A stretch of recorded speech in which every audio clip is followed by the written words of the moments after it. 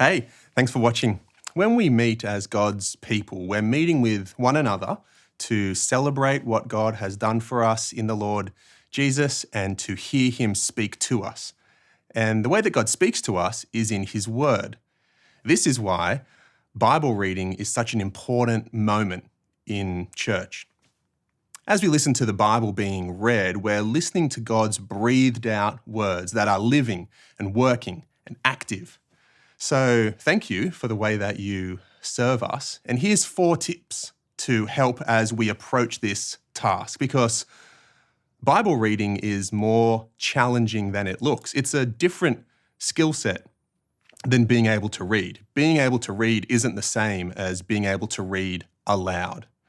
The purpose of reading the Bible in church is not just to make sure the words are said out loud.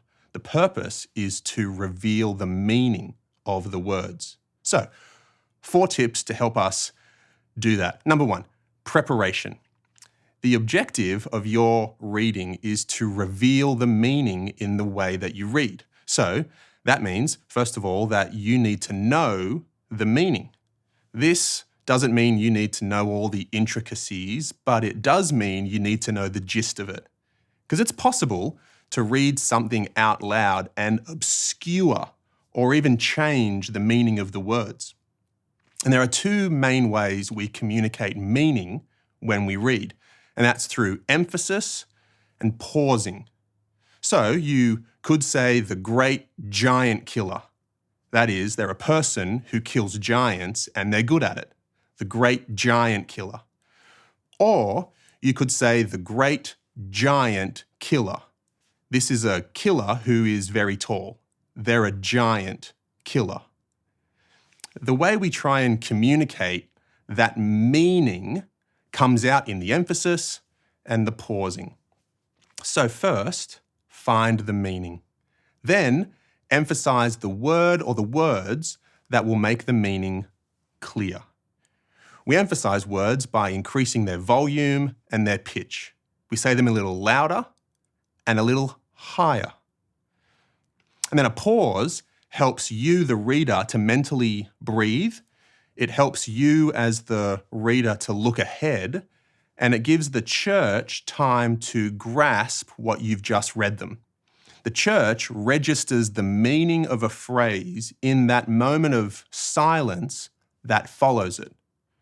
So if you don't pause at the end of each phrase, then the church won't have time to grasp the meaning.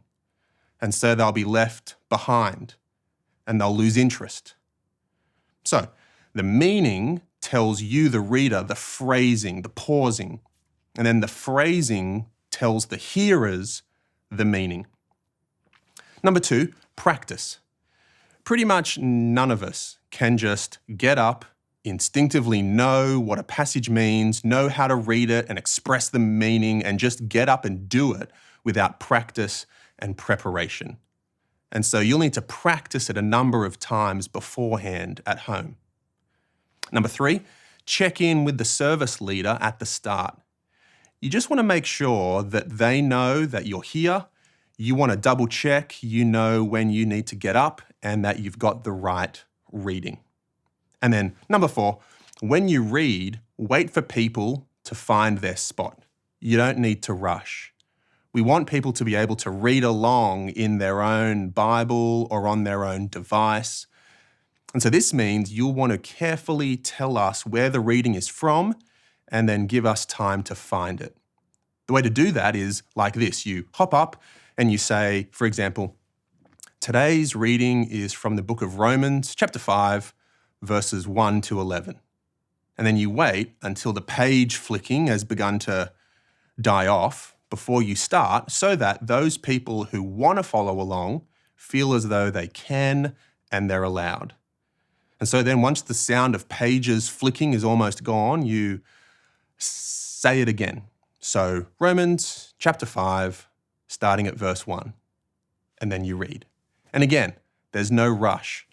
Read slower than you think you should. It's easy to rush through when you read out loud, particularly if you're nervous and you just want to get through as quick as possible.